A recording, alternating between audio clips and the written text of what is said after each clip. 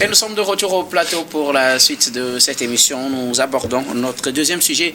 Nous parlons à présent du Mali, du Burkina et du Niger, l'AES. 2 ans après, que faut-il retenir?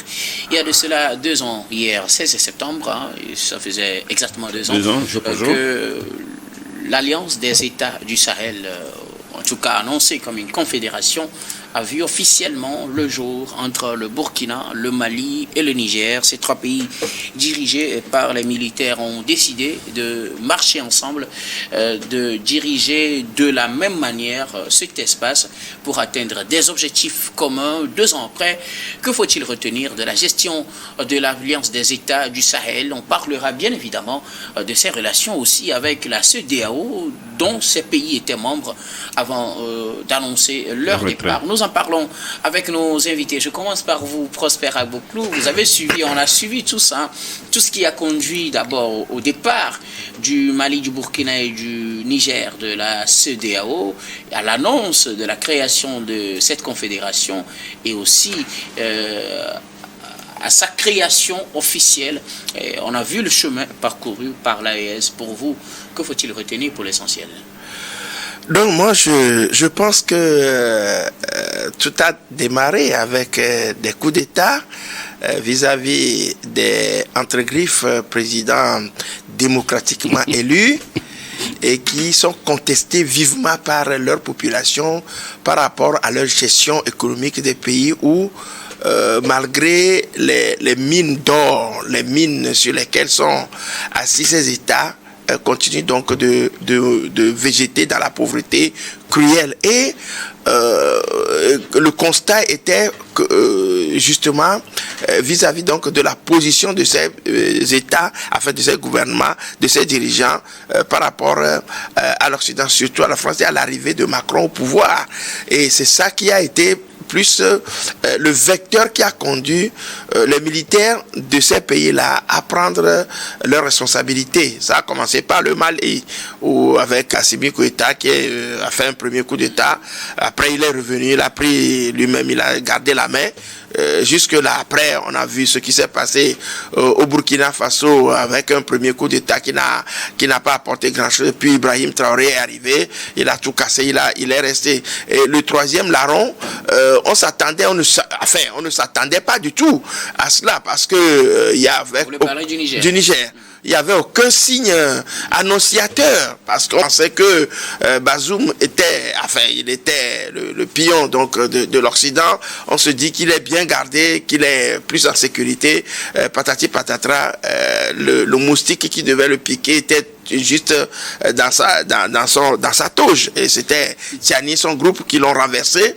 Et à partir de là, les faits sont tellement arrivés de manière cohérente que on se dit où va l'Afrique, où va le Sahel. Et on pensait que c'était donc des gestes donc d'humeur qui vont durer quelques temps après et qui vont s'effondrer. Mais malheureusement pour les Occidentaux, nous on avait la conviction en tant que panafricanistes que ça a bien démarré, et en tant que observateur de la situation, on a constaté que ces gens-là étaient venus pour quelque chose, et ces militaires qui ont pris le pouvoir ont balayé du revers de la main ce terme, je dirais démocratie dont on parle. Ils l'ont balayé de la main, du revers de la main, pour dire gardons la démocratie, allons à la souveraineté. Et on se rappelle, le 16 septembre, ils se sont réunis tous à Niamey et ils ont annoncé la création de cette confédération, l'Alliance des États du Sahel. Et le chemin qu'ils ont parcouru en 2 ans est énorme. D'abord, ils ont coupé le cordon ombilical avec le colon occidental. Et tout ceci est allé de manière cohérente. Et on a compris que vraiment l'idéal derrière la création de l'AES, c'est de pouvoir prendre son destin à main. L'Afrique veut prendre, parce que, je l'ai dit tout à l'heure, il y a beaucoup de mines sur lesquelles l'Afrique est assise et qui, malgré cela, est pauvre. Donc, il y a un certain nombre de dispositions qui avaient été prises par ces États qui confirment aujourd'hui leur souveraineté. Ils ont renvoyé l'envahisseur, ils ont mis en cause tous les contrats miniers et puis, comme on appelle, les alliances coloniales qui ont été signées par rapport... vous voulez parler des accords militaires surtout. Des militaires qui ont été dénoncés. Ils ont tout dénoncé et ils ont repris la main en renvoyant toutes les bases militaires, ils les ont cassées. Ils ont demandé à ce que les Européens aillent chez eux afin que l'Afrique même se prenne en charge. Donc, je crois quand même qu'il y a beaucoup de choses qui ont été faites. Leur départ de la CEDEAO, ce sont eux qui l'ont dénoncé. Et ils ont montré aux yeux de l'Africain que la CEDEAO n'était qu'un instrument que l'Europe, les Occidentaux utilisaient pour pomper, piller l'Afrique. Parce que c'est avec eux qu'on a compris que les Blancs étaient plutôt invités aux conférences de la CEDEAO, ils prenaient des décisions, ils étaient la partie prise dedans. Donc je crois quand même qu'il y a tout un ensemble donc de dispositions qu'ils ont mis en place qui aujourd'hui fait comprendre aux Africains que la souveraineté, d'abord, moi c'est ce que j'ai retenu, la souveraineté, le multipartenariat. Ils ont pris la disposition de prendre vraiment le coude avec la Russie. Et c'est à partir de là même qu'on a compris que les problèmes d'insécurité qui étaient à la base même des difficultés étaient fomentés d'ailleurs, nourris par les Occidentaux. Et tout ceci aujourd'hui fait quand même dire que ces États, même si ils ne sont pas totalement libres, ils sont en train de mettre en place des structures de souveraineté qui font que les gens de ce périmètre sont presque donc dans la conviction que leur pays est en train donc de ramener ce qu'ils ont à eux, chez eux, et aujourd'hui, ils sont presque indépendants, donc plus indépendants. Vous allez voir même, vous avez vu, entre-temps, ils ont organisé les Jeux de l'AES, composés donc de ces 3 États, et dans leur plan d'action, ils ont dénoncé, et en dénonçant, ils ont dit même que si l'un des pays est attaqué, c'est toutes les autres parties qui sont concernées. Donc, moi, je dis, pour ne pas monopoliser la parole, dire qu'aujourd'hui, ce que je retiens le plus, c'est la souveraineté que ces 3 pays-là ont implantée. Et elle est acquise, selon vous? Pour moi, elle est acquise. On y reviendra. Merci beaucoup à vous, Prosper Abouklou, Pasteur Edo. 2 ans après la création officielle de l'AES, que faut-il retenir, selon vous? Alors, je suis fier de commenter. On vous nomme surnomme affectueusement ambassadeur des États du Sahel. Des États du Sahel. Alors, c'est une fierté pour moi de commenter, de parler des 2 ans de l'AES. Vous savez, au début, initialement, c'était un pacte d'alliance, de défense mutuelle qui a été conclu. Et suite au coup d'État au Niger, le 26 juillet. Et contre ce coup d'État, la CEDEAO voulait intervenir militairement pour agresser le Niger. Et le ton était ferme. Pour libérer Mohamed Bazoum.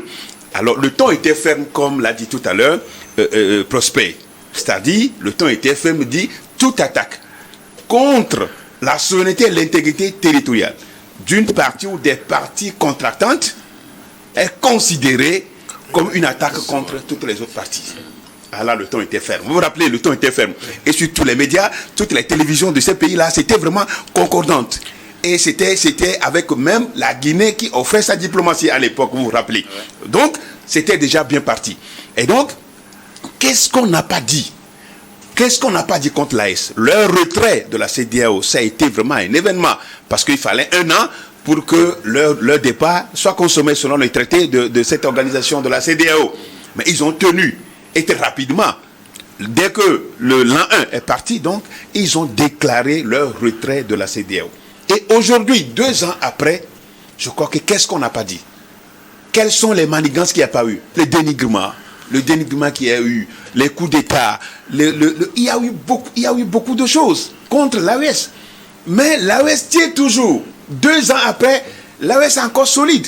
Et comme il a dit tout à l'heure, ils ont un passeport, ils ont un symbole, ils ont une devise, ils ont une hymne. Et donc, ce qui fait déjà que l'AOS s'est affranchi de la domination française, de la domination néocolonialiste, et aujourd'hui s'affranchit comme un espace économique, un espace politique, un espace militaire.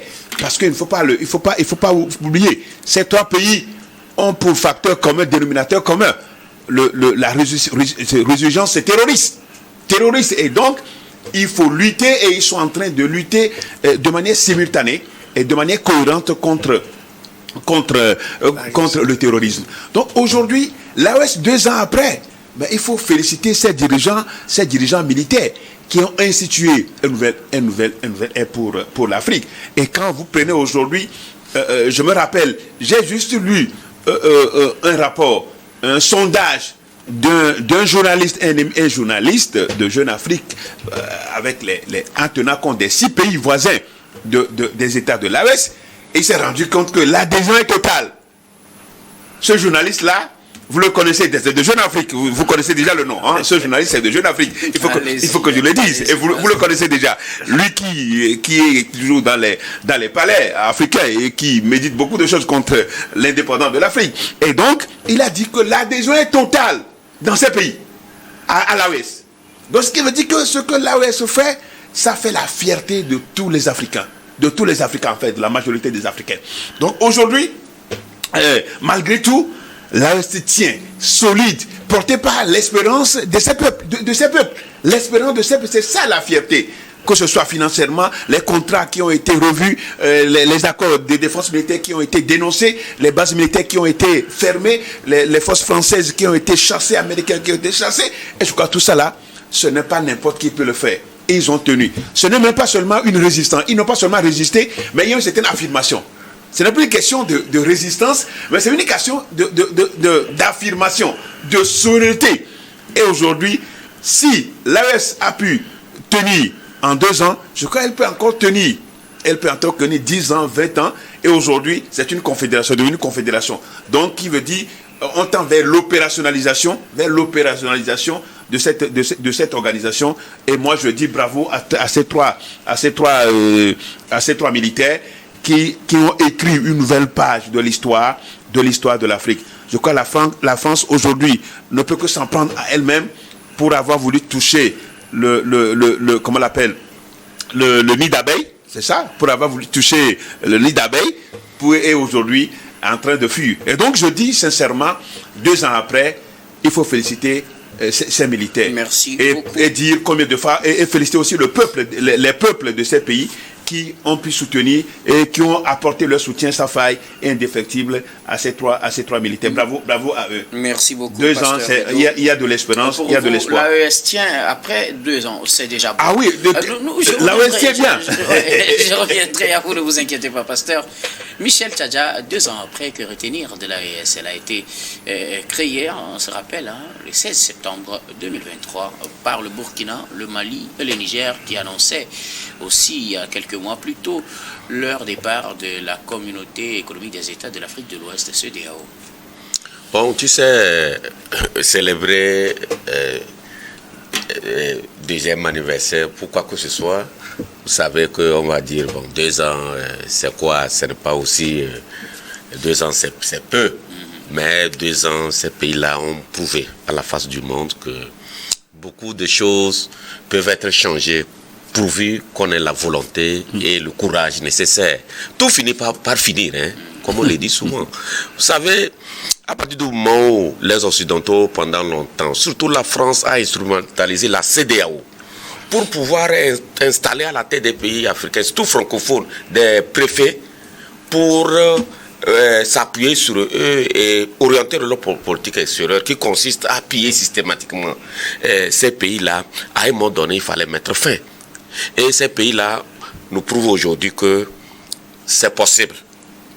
Ils l'ont démarré, ils l'ont maintenu 2 ans. Je trouve que si vous prenez point par point ce dont ces pays-là ont parlé, notamment la souveraineté, l'assistance militaire en cas d'agression, la mobilisation des populations pour faire face à toute velléité extérieure, l'affirmation de soi. Je pense que quand vous voyez, ils sont en train de donner l'exemple aux autres pays africains qu'on peut tourner le dos à la France pourvu qu'on essaie et qu'on soit courageux. Mais on nous a dit à un moment donné qu'on allait chasser le général Tiani. Vous avez vu ça où? Il devrait y avoir une intervention. Mais aujourd'hui, c'est la CEDEAO qui se trouve affaiblie. La CEDEAO, on va dire c'est 3 pays sur 15, mais la CEDEAO est fortement affaiblie avec le départ de ces 3 pays-là. Ils ont aujourd'hui le passeport commun. Oui. Et au départ, ça a fait tango parce que, bon, on ne voulait pas reconnaître. Ils ne voulaient pas, mais finalement, ils ont compris que il fallait passer par là. Et moi, quand je me rappelle de comment les choses se sont passées au Mali avec le départ de l'opération Barkhane. Je me suis dit à un moment donné qu'après 12-13 ans, rappelez-vous, où les gens allaient, des contingents allaient se succéder, il y a des voyous dans le Sahel qui tuaient nos militaires comme ça, des gens que vous n'avez pas le droit d'attaquer et qui vous tuent. Ils sont intouchables. Et qui ont même un ambassadeur officieux aux Nations Unies. Je veux parler de Kidal, les gens de Kidal. Mais les Touaregs, les Touaregs qui sont protégés par la France à un niveau donné, ils ont un ambassadeur officieux, mais aux Nations Unies, tout ça là, comme vous voyez cela. Vous le connaissez comment? C'est pourquoi. On continue. Non, ce terme est normal. Hein? Oui. Vous voyez, quand vous regardez tout ça là, vous allez comprendre à un moment donné que l'arrivée de Macron au pouvoir vraiment nous a servi énormément. Ça a libéré la parole. Et ceux qui voudraient l'ont pris. Et c'est les pays du Sahel qui ont compris qu'à un moment donné, il fallait passer par là. Aujourd'hui, on va nous dire que ces pays-là, pourquoi ils sont sortis de la CEDEAO alors qu'ils sont toujours dans l'UMOA et autres. Mais les économistes vous le diront que techniquement, ces pays-là ont compris. Ils font le jeu. Et aujourd'hui, ça fatigue. Vous avez vu ce qui se passe en France, c'est aussi en partie lié. Parce qu'il y a un professeur à Sorbonne qui nous disait il y a de cela 5-6 ans par là, que si les pays francophones d'Afrique se libéraient de la France, qu'en 5 ans, la France sera la 16e puissance du monde. Et les sillons ont commencé. Ce qu'ils ont perdu au Burkina et au Mali et au Niger, c'est énorme. Et il faut que d'autres pays suivent le pas.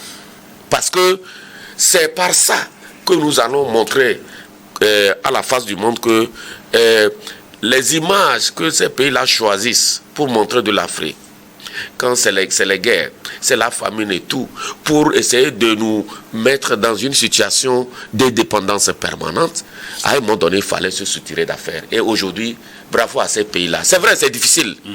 Le chemin encore long, mais il fallait prendre ce chemin-là. Il faut féliciter ces pays-là. Et surtout, les valets locaux, il faut continuer à les combattre sérieusement. Merci beaucoup. Voilà. À vous, Michel Tchadja. Alors, Prosper Aboulou, je reviens à vous. 2 ans, vous avez dit le parcours qu'ils ont fait, les raisons qui les ont poussés à prendre leur destin à main. Mais quand on revoit aujourd'hui toutes les promesses qu'ils avaient faites et ce qui est fait aujourd'hui, 2 ans après, est-ce qu'on doit être satisfait?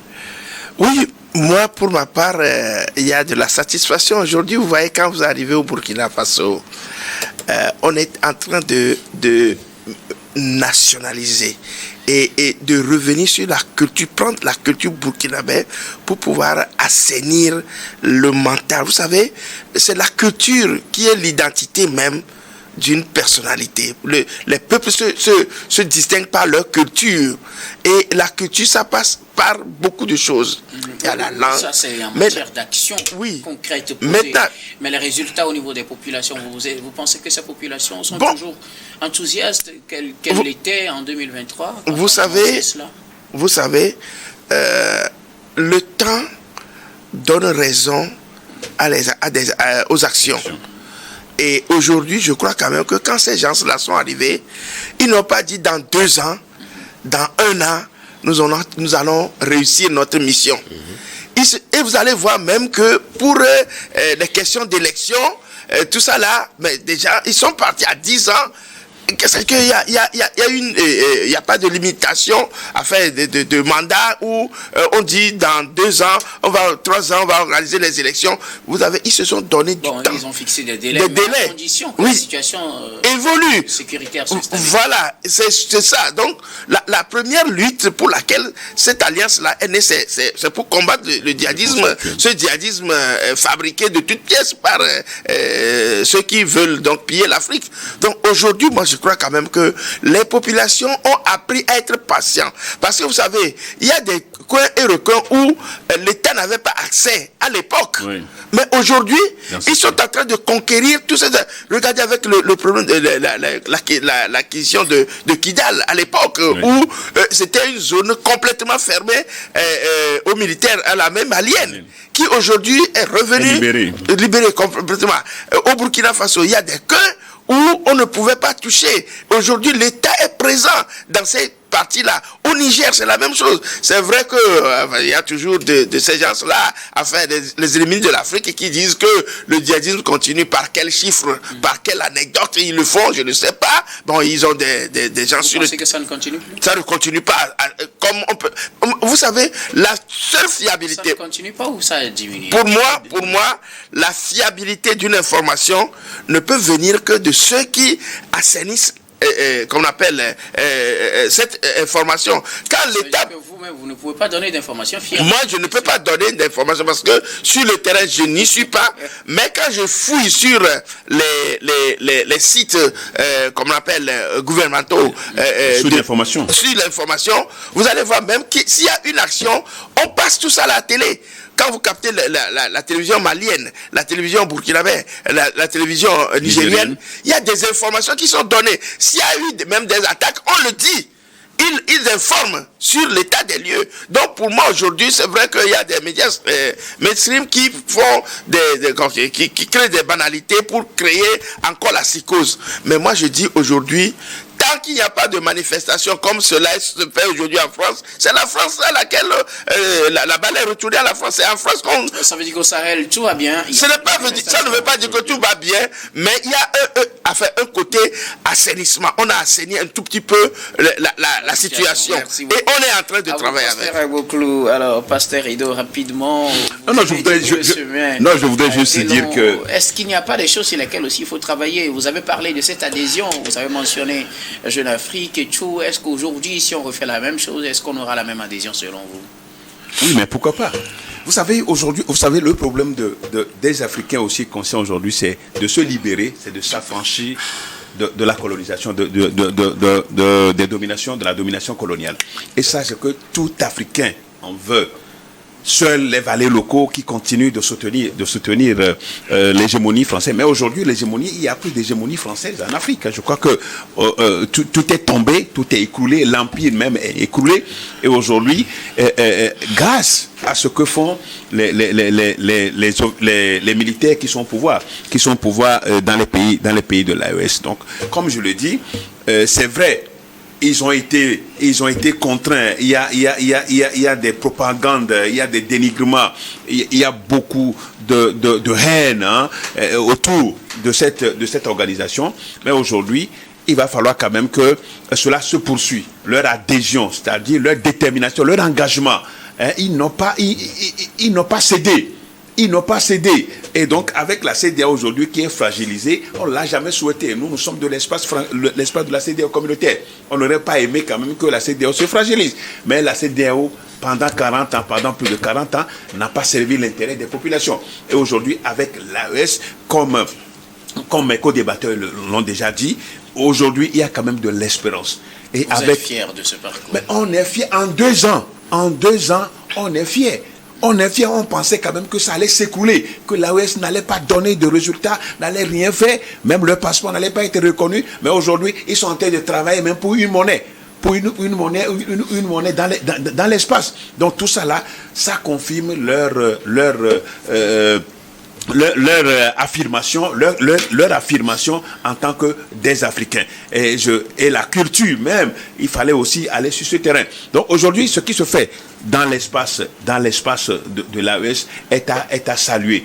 Ils ont besoin de soutien de nous qui sommes là, nous qui parlons, nous qui sommes les leaders d'opinion, nous qui sommes les journalistes. Il faut accompagner cette dynamique qui fait, qui est la source de la libération de l'Afrique, parce que il faut être des personnes vraiment averties pour aller contre la France. Ce n'est pas possible. Parce que dès que vous le faites, votre pouvoir est attaqué. Mais 2 ans déjà, je crois qu'ils ont tenu, et nous sommes fiers de cet espace-là, qui aujourd'hui même suscite de l'admiration de la part d'autres pays qui estiment, qui attendent, qui sont même dans les couloirs, dans l'attente pour y adhérer. Donc bravo aux États de l'AES, bravo à ces trois militaires. Merci beaucoup à vous, Pasteur Edo. Michel Tchadja, quelque chose à ajouter en matière de bilan? Que faut-il retenir concrètement? Non, ce qu'on peut dire aujourd'hui, c'est vrai que si vous voyez dans les 3 pays, ce qui est à l'origine des coups d'État, c'est la lutte contre le terrorisme.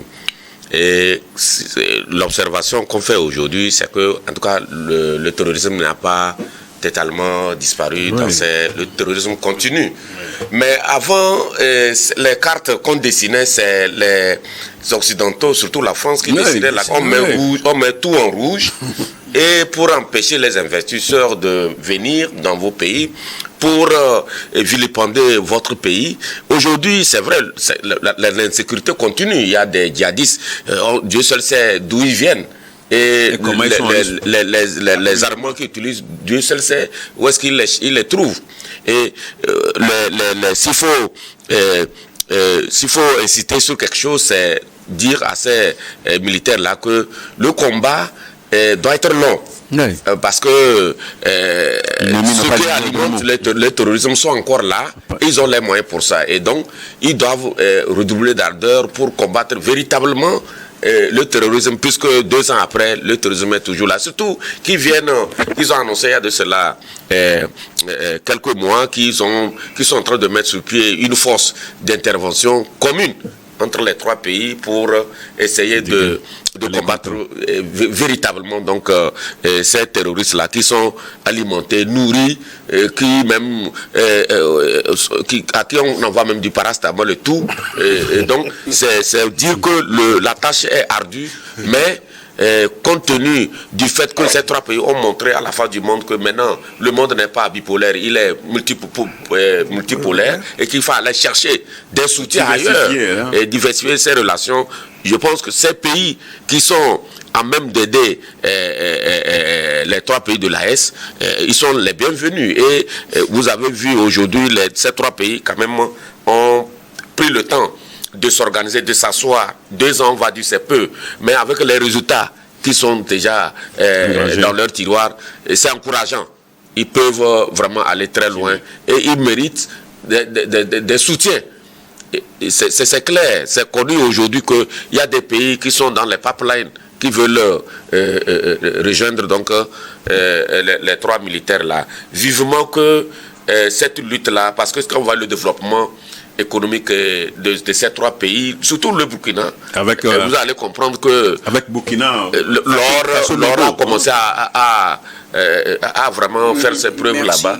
Et donc, félicitations, et 2 ans c'est peu, mais il y a de l'espoir. Merci beaucoup à vous tous pour vos contributions. Nous allons marquer la pause pour le journal, puis on reviendra tout à l'heure pour la suite de cette émission.